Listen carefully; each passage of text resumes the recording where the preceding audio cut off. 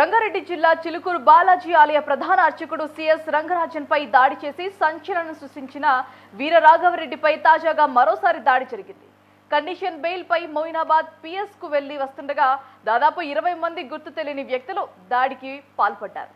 Police స్టేషన్లో సంతకం చేసి తిరిగి వస్తున్న వీర రాఘవరెడ్డి ఓ టీ స్టాల్ వద్ద ఆగగా అక్కడికి చేరుకున్న దుండగులు ఒక్కసారిగా అతడిపై దాడి చేశారు. ఇక ఈ దాడిలో వీర రాఘవరెడ్డికి గాయాలయ్యాయి. స్థానికులు గమనించి అడ్డుకోవడంతో దాడి చేసిన వారు అక్కడి నుంచి వెళ్లిపోయారు. అనంతరం వీర రాఘవరెడ్డి మొయినాబాద్ పోలీస్ స్టేషన్లో ఫిర్యాదు చేశారు.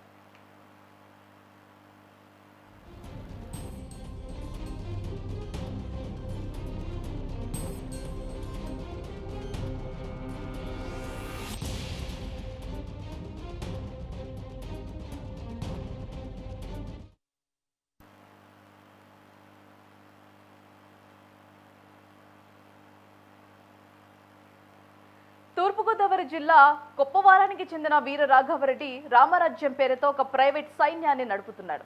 దేశంలో రామరాజ్యం స్థాపించాలనే లక్ష్యంతో అతడు ప్రచారం చేస్తున్నాడు. అయితే కేవలం 10వ తరగతి పాస్ అయిన ఫెయిల్ అయిన యువకులను తన సైన్యంలోకి రిక్రూట్ చేసుకుంటున్నాడు. మరి ఈ సైన్యం చేరడానికి 5 కిలోమీటర్లు నడవటం, 2 కిలోమీటర్లు పరిగెత్తడం, 20 నుంచి 50 సంవత్సరాల మధ్య వయసు ఉన్నవారు అర్హులు. ఒక్కొక్కరికి నెలకు 20,000 రూపాయల జీతం కూడా ఇస్తున్నట్లుగా తెలుస్తోంది.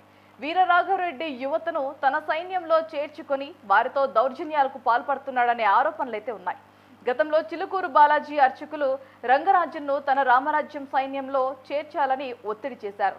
ఆయన నిరాకరించడంతో తన ప్రైవేట్ సైన్యంతో అర్చకుడి ఇంటిపై తన సైన్యంతో దాడికి దిగాడు. అంతేకాకుండా ఆయన కుమారుడిని కూడా కొట్టించాడని ఆరోపణలు ఉన్నాయి.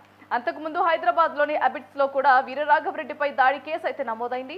తాజాగా తనపై జరిగిన దాడిపై వీర రాఘవరెడ్డి పోలీసులకు ఫిర్యాదు చేయడంతో ఈ ఘటనపై దర్యాప్తు అయితే కొనసాగుతోంది. గతంలో అతడిపై ఉన్న ఆరోపణలు, తాజాగా జరిగిన దాడి నేపథ్యంలో పోలీసులు మరింత లోతుగా విచారణ జరిపే అవకాశం ఉంది.